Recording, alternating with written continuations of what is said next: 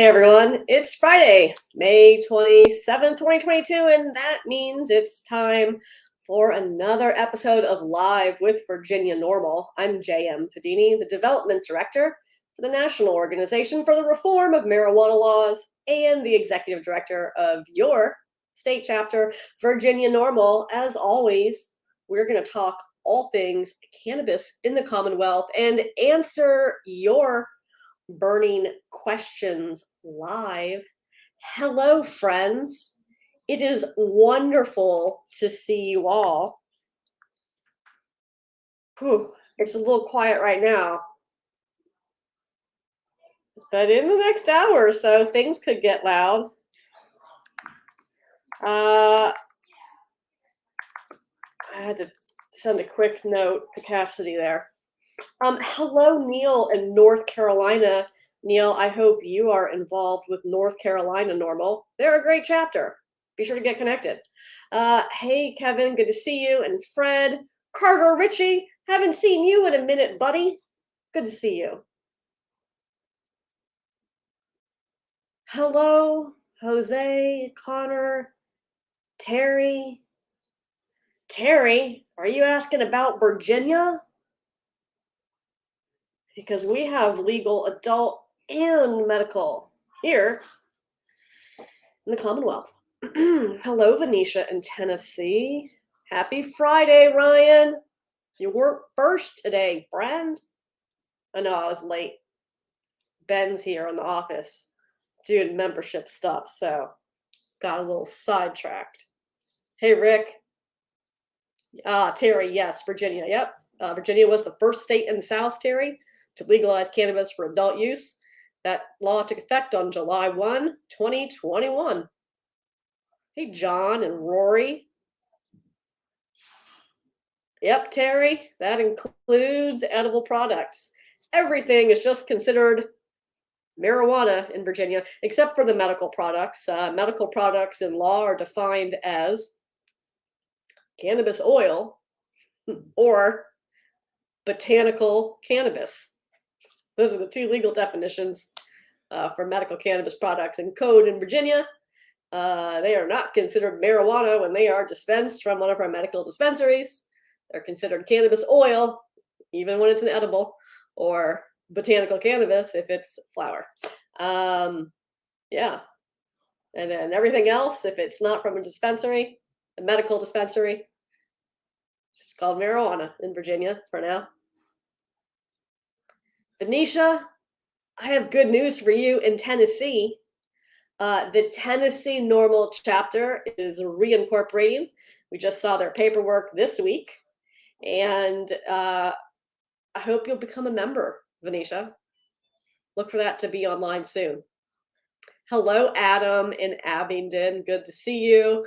I just had the great pleasure, Adam, of hanging out with Jack and Michael at yesterday's Lighten Up, It's Just Politics annual fundraiser luncheon for the Virginia Public Access Project. Listen, this thing is absolutely hilarious. It's a little comedy show, but most importantly, it's a fundraiser for VPAP. Really useful website, vpap.org. Check it out for all things elections and lobbying. It's a great resource for citizens of Virginia to find out what's going on. But also, even if you couldn't be there to join us yesterday for the fundraiser, you can still get in on the laughs. Cassidy is going to drop a link to a recap of yesterday's show, and it's hilarious. If you like to see senators swearing or doing carpool karaoke, this is for you, friends. It's really, really funny. Be sure not to miss the audio clip from Senator Louise Lucas. And I think the video from Carpool Karaoke is up there as well. Check it out. It's hilarious. Oh, Fonz. Yeah, Delaware. Big thumbs down. But we've got a committed NORML chapter, Delaware NORML, in that state, working to get things done. So hopefully they can. Hey, Mary Jo, good to see you.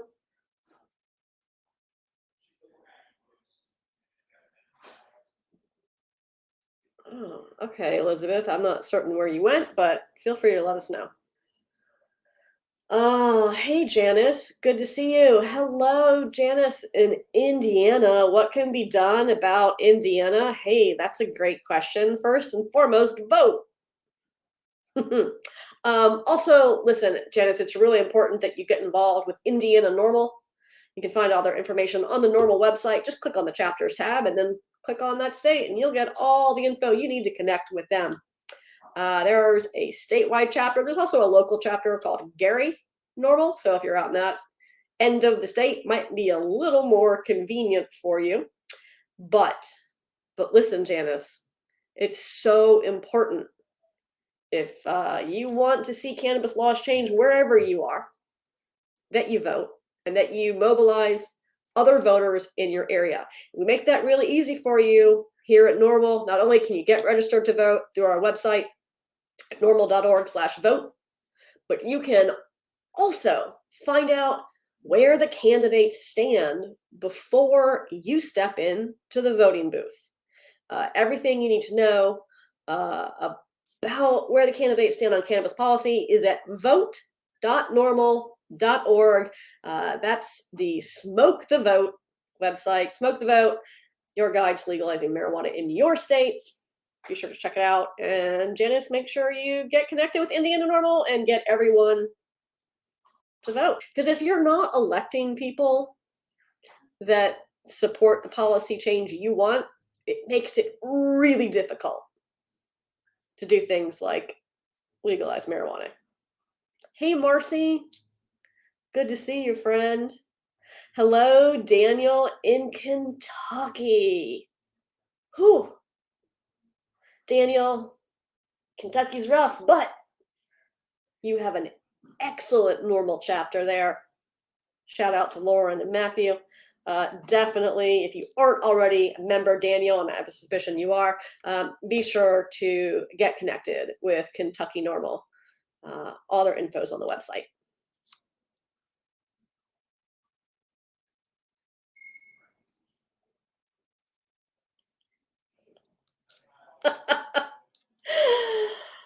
Oh, Michael. Funny, that's what I was just texting to Cassidy at the top of the show, where I panicked and was like, I haven't checked Twitter in the last 5 minutes. So I'm just going to open Twitter and, bypass watching myself on Twitter. Yeah. So my friend Graham Moomaw from Virginia Mercury has been talking about that. Samesies with my friend Ben Pavier at VPM. Listen, like Graham says, apparently the Virginia budget deal is happening on a need-to-know basis right now between lobbyists and 2 media outlets. But I have had some sneak peeks at what's been proposed for cannabis and the budget. We talked about this last week. We talked about it the week before. And yeah, it's entirely likely that just before 5, on a 3-day weekend, we're going to see the budget drop. And everyone's going to go home so that no one's there to hear the complaints or the questions. We'll read it. We'll let you know. If it's anything like what I saw earlier in the week, it's a hard no from us. A hard no. Look, I don't think that anyone deserves a win for pretending to do something. Don't pretend to address an issue and not actually address it. You don't deserve a win for that. And what Virginia doesn't deserve is a bad public policy that doesn't actually do anything to protect consumers. They don't deserve to be saddled with that. Because if you pass some terribly written charade of consumer protections in the budget, Please raise your hand now if you think we're going to be able to make it better during the 2023 General Assembly. No, because we're going to have, we just passed something in the budget. Oh, we got to give it time to work. No, we're not here for that. That's nonsense. If you're going to give consumers rights and you're going to protect them, then do it for real. Not with some nonsense that lets you give yourself a pat on the back and a victory lap to say, oh, we did it. We protect the children, when you're not really doing that. And yes, I'm actually talking about cannabis policy. Also, we're 100% not here for recriminalizing consumers, and certainly not for criminalizing them with a felony fine that is 100 times greater than the felony fine for the same amount for possession with intent to distribute. Just choke on that for a minute, right?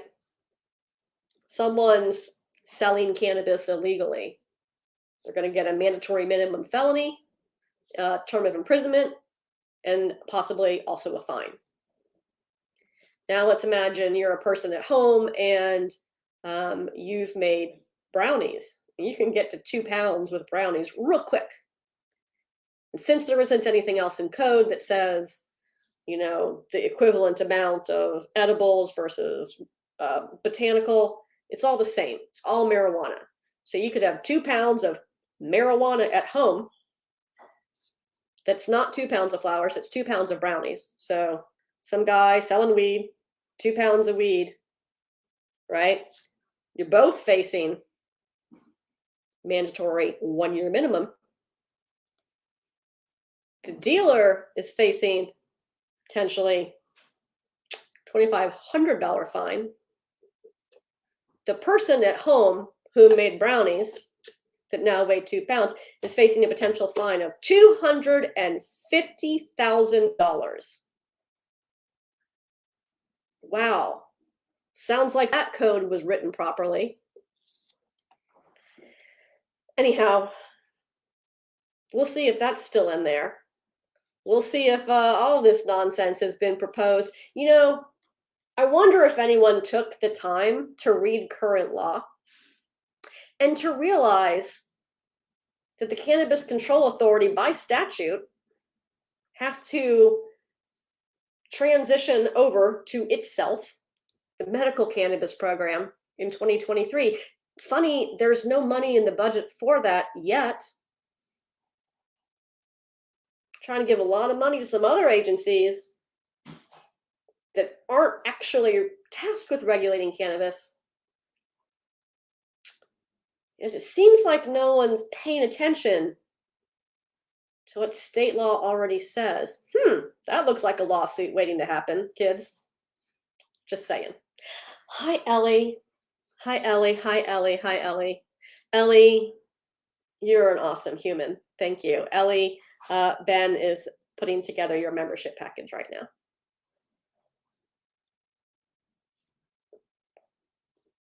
Elizabeth, you're so kind. Thank you. Yes, Rory. Yes. That is what has been proposed. That is language that I have seen proposed for the budget for over 2 pounds personal possession at home. Minimum 1 year. It's a felony. Minimum 1 year. Up to a $250,000 fine. Now, if you're selling weed, it's less. But if you're just possessing it at home.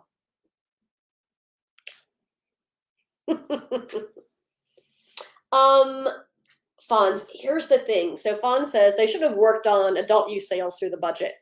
Here's the thing, Fonz. In November of last year, y'all did not elect people who want to enact adult use sales. Not you personally, Fonz, but Virginia as a whole. So it's really difficult to get them to do anything. They definitely weren't going to do it through the budget. You think Barry Knight wants to pass adult use sales through the budget? No.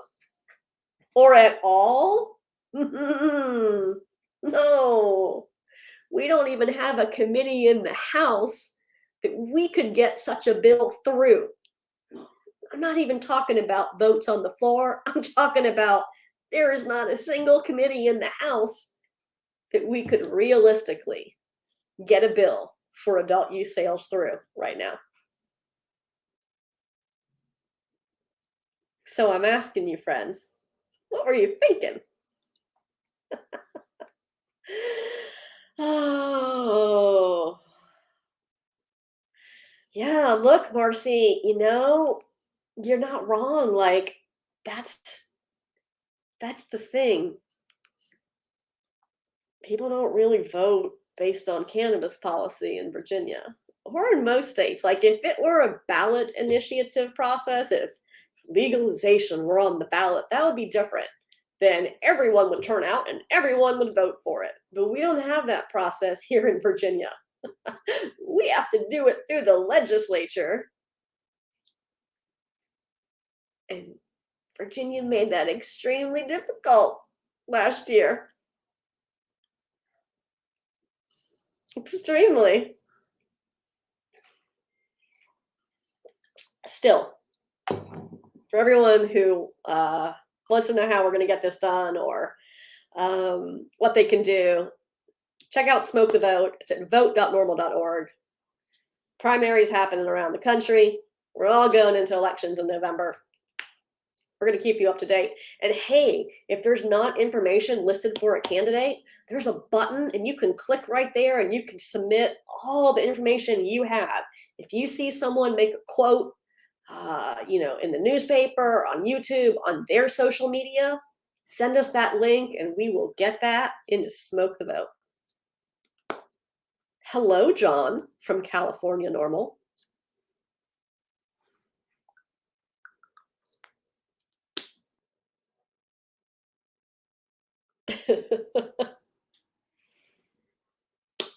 No, Rory. Virginia says, I hope Virginia wasn't based on California's Prop 64. No, it wasn't. Rory, we already regulate medical cannabis in Virginia. So we already regulate cannabis here. The end. What Virginia hasn't done, though it has enacted legalization for possession and for personal possession and personal cultivation for adults 21 and older, it has not yet enacted a way to license new operators for adult use dispensaries or cultivators, and has also not enacted a method, even a pathway, even for existing medical operators to sell to adults 21 or older. Because we have a divided legislature now. The House is controlled by Republicans, the Senate is controlled by Democrats, and there is no peace in the valley on this issue.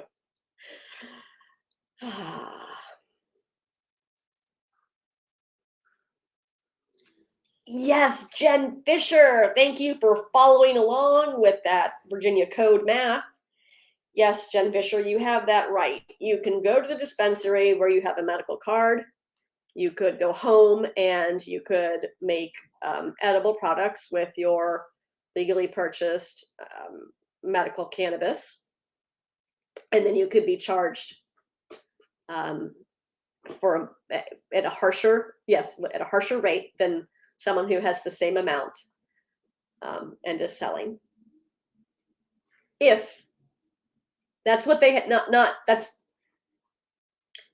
that's not in code today. Jen, this is what has been proposed as budget language.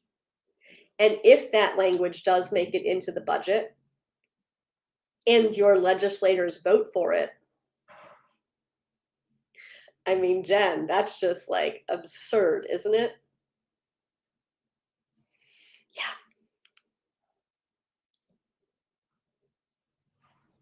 Hello, Michael from Charlottesville. What do we all need money for the most in our efforts? Well, we like to keep the lights on, so that's important. We do have an office here in Richmond, so we have to pay rent. We pay a small amount to the people who do the work, not full time, just like here's a couple pennies for the work that you do. And then we produce events in and around the state all year long. You know, we have to buy merchandise to offer to you all for your generous donations. So those are pretty much the things. General business operational expenses. Got to keep a website going. Got to manage a whole lot of data. Got to read a whole lot of laws. Got to advise a whole lot of legislators not to make really terrible decisions. Got to go to a whole lot of events. But I'm glad that you're a professional fundraiser. Feel free to host a fundraiser for us. That'd be awesome. Let's connect. Shoot us an email at info@virginianorml.org.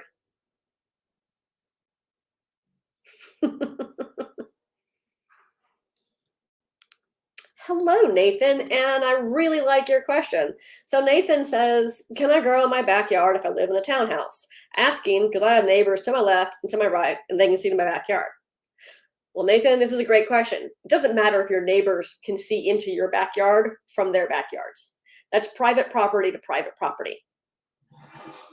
Now, what you do have to consider if you are cultivating outdoors is that your plants cannot be visible from a public way.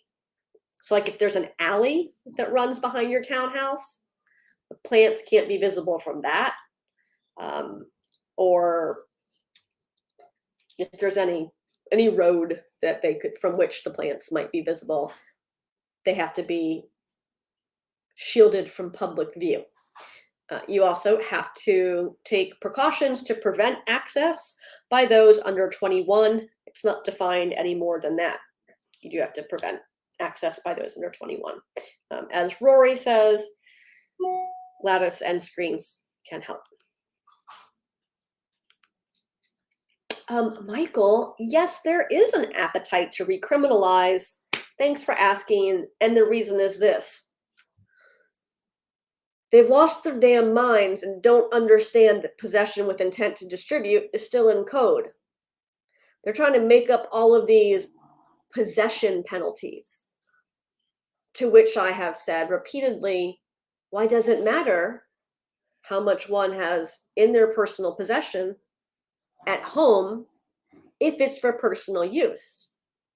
And the answer is, well, because they might be selling it. That's an entirely separate section of code, and it already exists.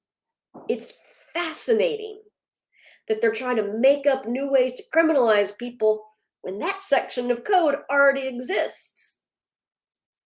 Now, there's another bit of a rationale about redrafting code because it does need to be cleaned up. It's not quite properly written when it comes to personal possession. I want to clarify that, it would be great to pass a bill that clarifies that what you legally cultivated or legally purchased, you can legally possess at home and private. There's also this little irk that's going on out there. And this is what Jay Lark brought up. I think it's been spun up a bit to say that Jay Lark is proposing that Virginians be recriminalized. They're not. They're saying, hey, did you know that you wrote code that goes, this amount is a civil penalty, and then it goes from a civil penalty to felony. And we don't write code like that. I mean, we did, but we don't. We go civil penalty, misdemeanor, felony. So they've been like, hey, you should maybe put a misdemeanor in there.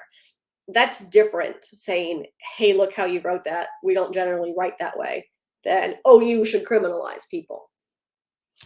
They're not handling it well, my friends.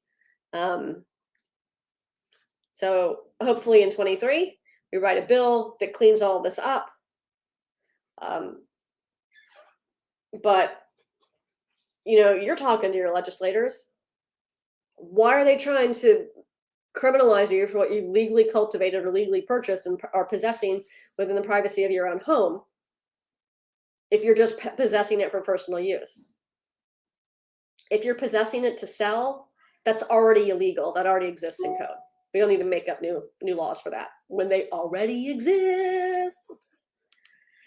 Jen Fisher, typically the standard talking point is we don't like to legislate through the budget, but we do it all the time. So yeah. You're welcome, Nathan.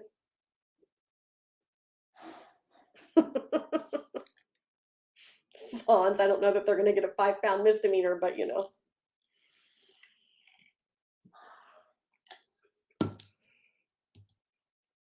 Jen Fisher, I don't know what,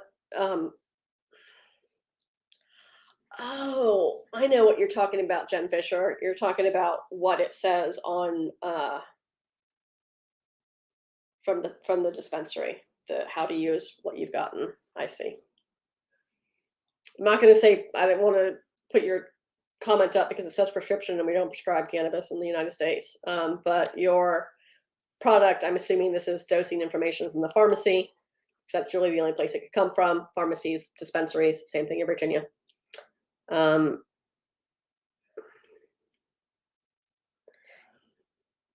Jen Fisher, if you have purchased your medical cannabis from the dispensary, then you can purchase up to 4 ounces every 30 days. So that would be a legal possession limit for flower purchased from medical dispensary in Virginia. And your cannabis oil products, which is everything that's not flower, even if it's not in an oil form, you can have up to a 90-day supply, which is intentionally drafted as such.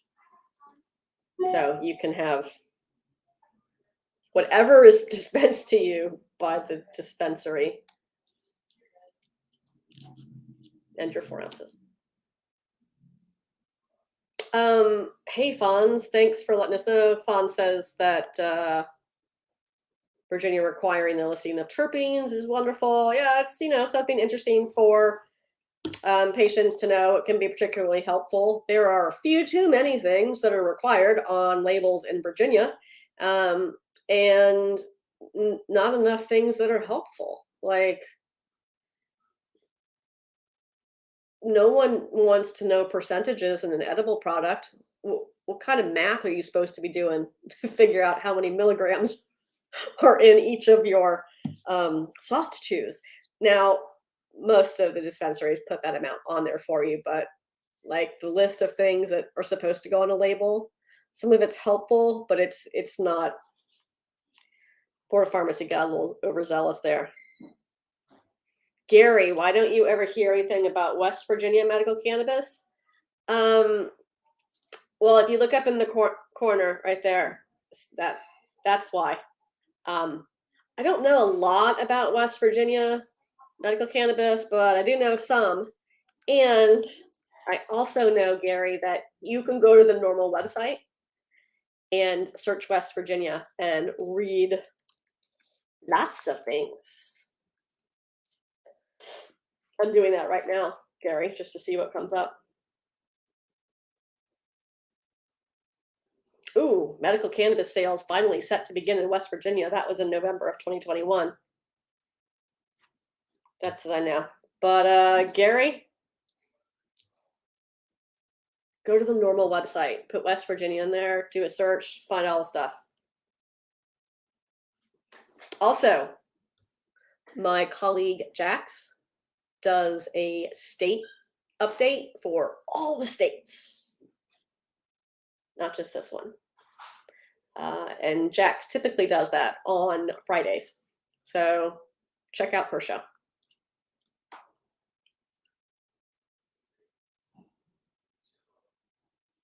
Yeah, Gary, West Virginia does not have a NORML chapter, but we do have plenty of information about the laws and what's happening in West Virginia on the NORML website, norml.org. That's NORML.org. Just put West Virginia in the search bar, come right up. Fred, I can. Fred wants me to go over seeds again in Virginia. Well, Fred, seeds are considered marijuana in Virginia. Before everyone gets all excited and tells me about what the DEA said, I know that's great, and that makes it really easy. Well, easier. You all didn't make it that easy when you voted, but it makes it a little easier in 2023 when we come back and change the laws. But what it doesn't do is de facto change the laws.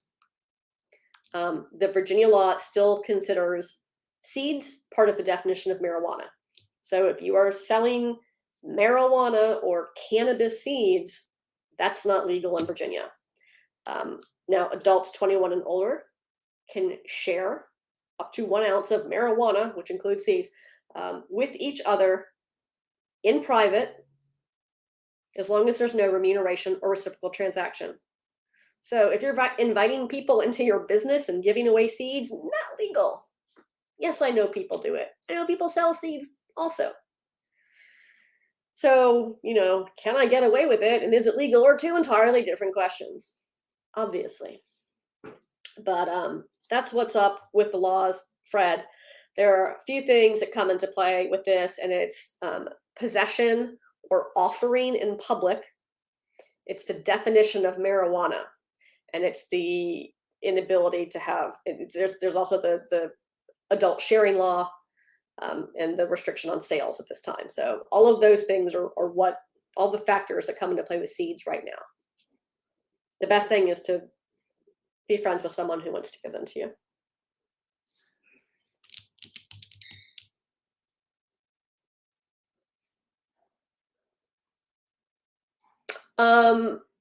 Joshua,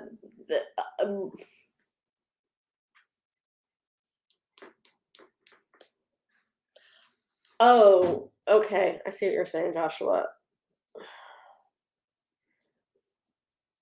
Yeah, as much as fun as it is for people to do math on their gummies, right? They shouldn't have to.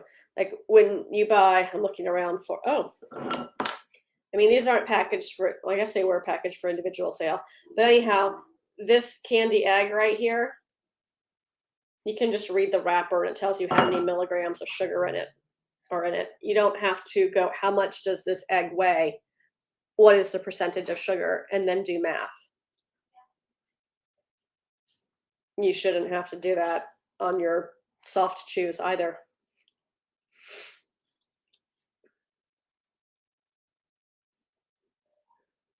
Oh, goodness. Okay. Gary's got a question. If you get a medical cannabis card and they take away your gun rights because no one will take your guns or your opportunity to own a gun. Gary, listen. No one knows if you have a medical cannabis card in Virginia. That's a medical record. It's just like all of your other medical records. It's protected as a medical record. So the only way the law, the outdated law, in NORML's opinion, federal law, that prohibits possession of a gun by an user, by someone who is a user of or addicted to an unlawful substance. The only way for that to be enforced is for the person who has the card to disclose that they have a card. Obviously, people smoke weed and own guns, but they don't get concerned about it until the card comes into play. The card, which no one has access to, it's a medical record. So it really just depends on how you, not you personally, Gary, but how one answers the question on the background check.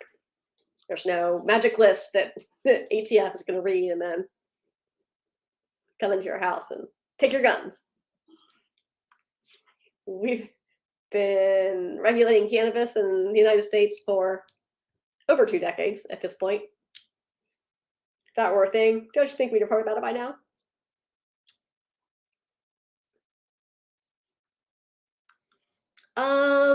Oh, Joel says, I'm going to read Joel's comment. Joel says, Hampton Roads in general plans on cracking down on the seed giveaways, according to the scuttle I'm hearing. Thank you for sharing that information, Joel. I think that the seed giveaways are the least of Hampton Roads' concerns at this point. Oh, Liz, you've got jokes. Jokes, Liz. Liz would like to know, when will Virginia open consumption lounges? And by that, I assume you mean legal consumption venues. Got to pass a bill for that, Liz. Should have done that in 2021, huh?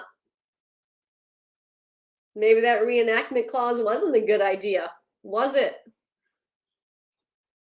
Yet here we are.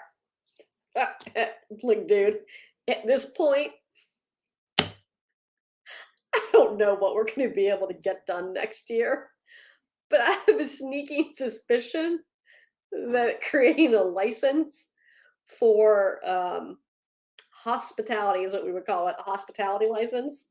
That's what they're called in alcohol. I don't think that's going to happen in 2023, friends. Oh Lord, my voice just got real high there. Nelson, you're so welcome. Thanks for tuning in. Venetia wants to know if I think Tennessee will legalize in the next year. I do not think so, Venetia, but I would really like you to get involved with Tennessee NORML and prove me wrong. Rory, just to be clear, these are just regular eggs. And yes, I realized that Easter was a minute ago. That's why they're in my office now.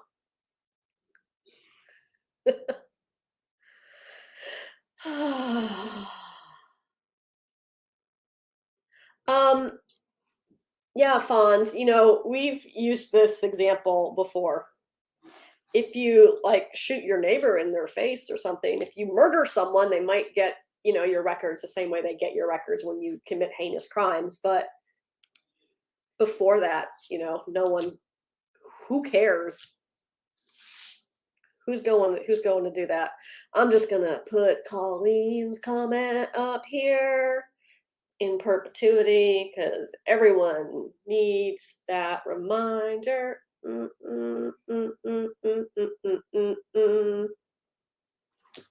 Yeah. Sheba, hello. I'm glad you just popped up here so that I could rein it back in and get back. Cassidy, you're so on top of it. Listen, friends, Virginia NORML board member Sheba Williams just popped in the chat. She is an extraordinary human.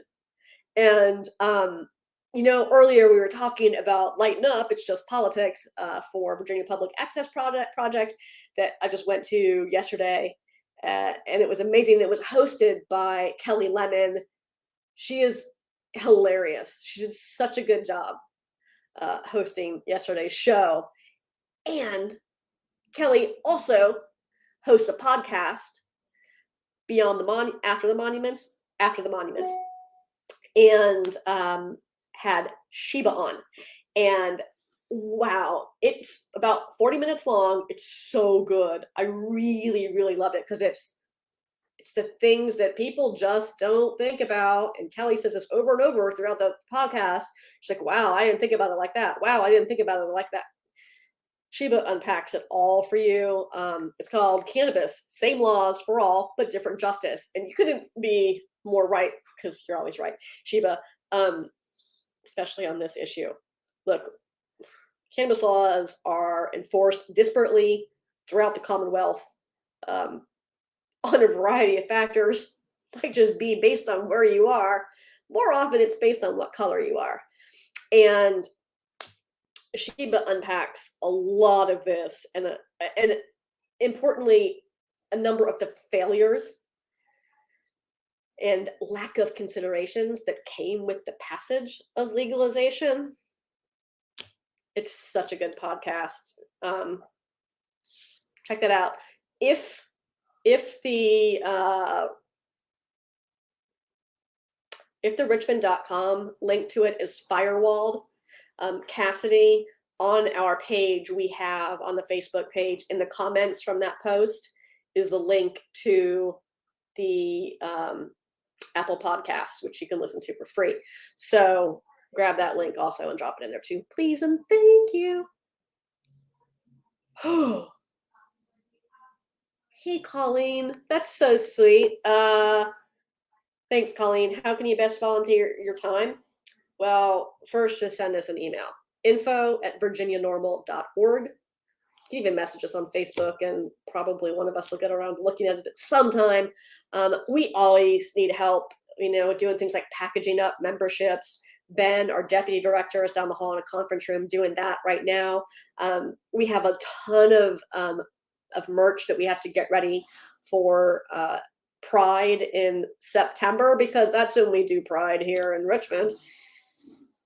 Anyhow, but yeah, like packaging stuff up in the office is a big thing. So I don't know where you are, Colleen, but want to come to Richmond? Always got tons of things to do. Shoot us an email and we'll find a way for you to get involved for sure. Nelson, I like your question, man. Nelson says, what's the best case scenario for 23 legalization wise? The best case scenario is, number one, we have to have small bills, skinny bills that aren't 300 plus pages long, because look, 2 years in a row now, 2 different sessions, legislators have been handed on a silver platter the excuse of, it's too big. I didn't read that bill's too big. I can't do that in 60 days. I can't do that in 45 days. Why, friends, why would we give them that excuse for a 3rd year in a row? So skinny bills are what we need. Skinny bills are bills that do not have a lot of pages. Skinny bills are bills that deal with a very narrow scope, perhaps a particular section of code or a particular topic, particular subject. When you see the big cannabis legalization bill, and it's 300, 400 pages, most of those pages are because a comma is being added to alcohol code. There are not 400 pages of new, fresh code that you've got to read through. It's a comma in alcohol code. But still, it presents a handy excuse to these guys that are eating it up. Let's not do it again. So, Nelson,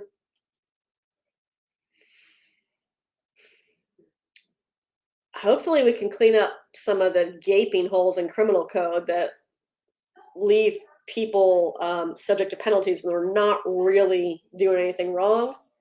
We got to clean up, like there's a section about having an original sealed manufacturer's packaging, which you can't get because we don't have dispensaries for adult use. And so then you could be subject to open container violation. Well, what if you grew cannabis legally at home and you want to pack it up and take it, to your neighbor's house, and you had to drive in a car, and then you got to put it in a locked container to, because that requires a search warrant. We could just make it a little clearer that you can just lock it up and put it away, and that's fine. So things like that. I think that we could probably get some criminal code cleanup done. But legalization wise, if you're asking me, man, about retail sales, I'm not certain there's any pathway at this time. The smallest one I could possibly think someone might be into is letting the medical operators sell, to adults 21 and older, because they're already operational. But I don't know. I don't even know that there's an appetite for that. I firmly believe if cannabis is legal in this state and you're 21 years or older and there's a licensed dispensary, you ought to be able to go in there and shop. And it's been a minute since we've gone down this road, but listen, I'm real tired of hearing about who gets to make a buck first or next off the backs of consumers. We're not a business association. That's not our problem. Right? There's one entity here, one lobbying on behalf responsible consumers. I can't make this one here. NORML. NORML represents responsible consumers. NORML lobbies for your interests. Everyone else in the room is lobbying for their business interests, how to make a buck first or next off your back. That's not our objective. So if there are dispensaries and it's legal for people 21 and older, they should be able to shop at those dispensaries, full stop. That's about, and I think that'd be a heavy, heavy lift. I don't know how we're gonna do licensing in 23. Y'all better work some magic with those Republicans he elected in the House of Delegates. More than 4 plants? No, Kwame, that is absolutely not going to happen. Again, please see House of Delegates controlled by Republicans that aren't into marijuana. Rich, right? But fortunately, you have policy experts that point that out, that you shouldn't give people excuses that you don't need to. Because you're right. People shouldn't be able to say, this is too long to read. Yeah, Kwame, we should absolutely let the people out who, and we've talked about this repeatedly. We had bills to do that this year. But again, the bill gets over to the House, those folks are not into it. People that control those committees.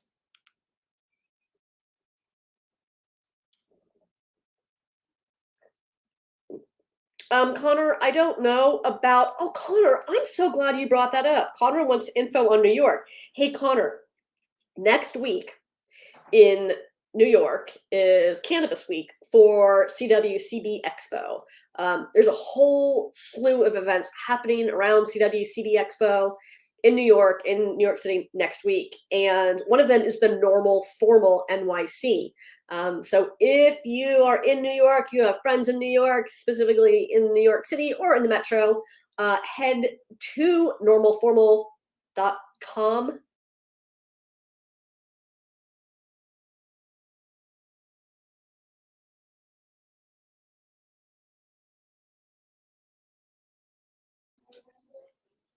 Did I break it? Let's find out.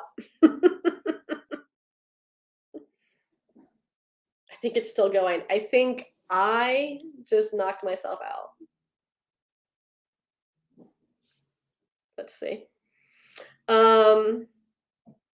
Hey, someone drop a comment so I can see if I just killed the feed. It says it's still going. Anyhow, thank you, Joel. That was slightly terrifying. I'm going to stop touching things and I'm not going to explore the internets, but I think it's normalformal.com, NORML.com. Cassidy won't break the live stream, so I'll let her investigate that.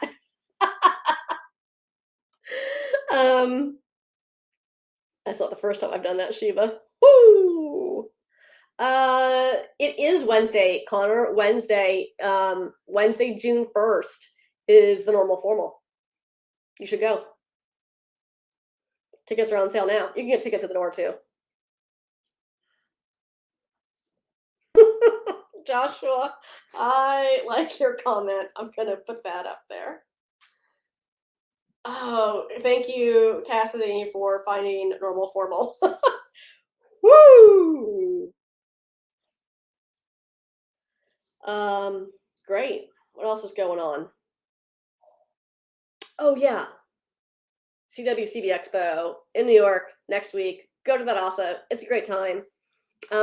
We would be there because CWCB Expo they're huge supporters of NORML.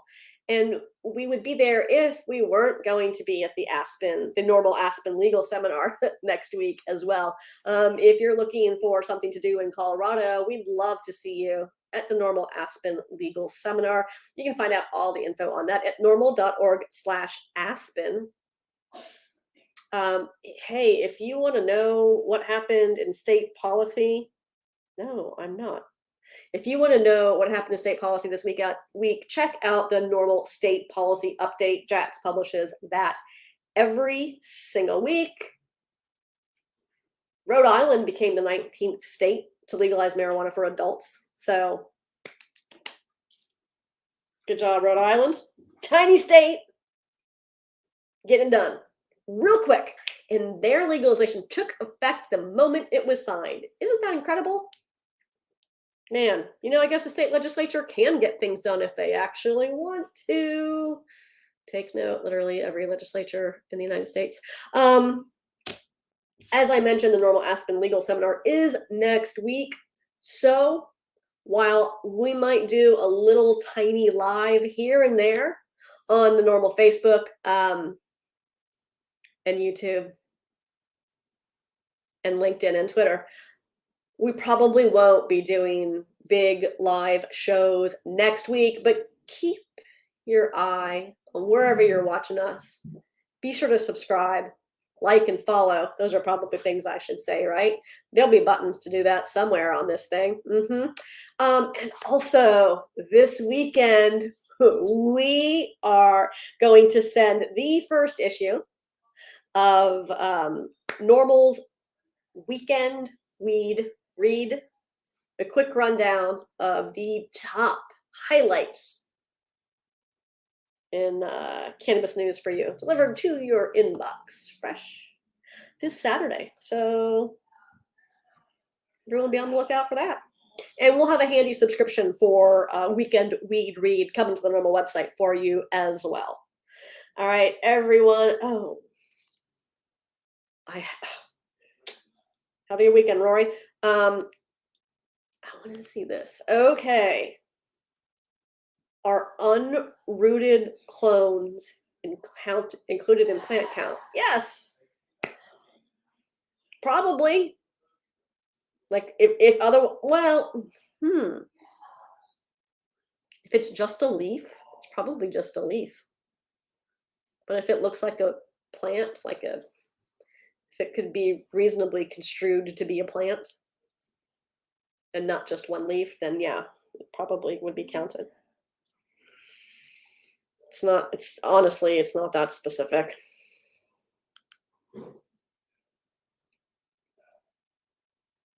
Jen Fisher, I'm going to make a specific subscription, and we're going to add Weekend Weed Read to our subscribers page for NORML. Yeah, that's what's up. All right, everyone. Thanks, Joshua. They're not clones until rooted, then they're clippings. Yeah, I think if it remember Joshua and Jim Monroe, remember the people who would be making these decisions as to what it is are not botanists or cannabis experts. They're probably law enforcement. So if it looks like a plant, then they're probably going to think it's a plant. If it just looks like a piece of marijuana, then they're probably going to say, oh, it's just a leaf. It's just marijuana. Let's not find out. Make good choices. Make good choices, friends. All right. I got stuff to do. You got stuff to do. I hope you have a wonderful weekend. Hopefully I can live stream some stuff for you from Aspen next week. Catch a few clips of the NORML Aspen Legal Seminar. Everyone, have a great weekend. And if I don't see you back here next week, it'll be the week after. Bye-bye.